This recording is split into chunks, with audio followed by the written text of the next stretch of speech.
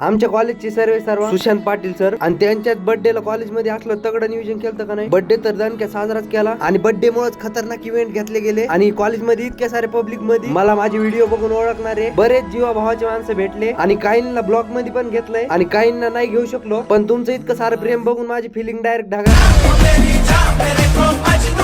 आणि त्याच्यामुळेच बुधवार असून आम्ही सगळे चाललो होतो कॉलेजचा युनिफॉर्म घालून कॉलेजला आणि अशा IoT बेस्ड प्रोजेक्ट आणि रिपोर्ट येणार होते आणि त्याच्यासाठी सगळे पोरं युनिफॉर्म ब्लेझर वगैरे घालून आलते आणि फक्त आम्ही सोडून, कारण युनिफॉर्मचे ना आमचे काही सूत्र जुळतच नाहीत नीट. घातला तरी अर्धा अधुराच घालतो आम्ही. ते जाऊ द्या, चला बघू प्रोजेक्ट कॉम्पिटिशनचं नियोजन कुठं आलंय. हॉल मध्ये आलो तर पोरांनी प्रोजेक्ट आणि पोस्टर लावून घेतले होते आपापल्या बेंचला. एके कार्यकर्त्यांनी डायरेक्ट गाड्या आणल्या होत्या खेळायला. आम्हाला काय कामात मग डायरेक्ट गाड्याच खेळायला लागलो पूर्ण हॉल मध्ये. ओमके तिकडून सोडतोय, मी इकडून सोडतोय, चालू आमचा इकडे खेळायला. नंतर जरा कॅन्टीनला आलो तिकडे पोटपूजा करायला. पेटपूजा ते केली आणि इकडे आलो मग जिकडे बर्थडे सेलिब्रेट होणार आहे तिथं.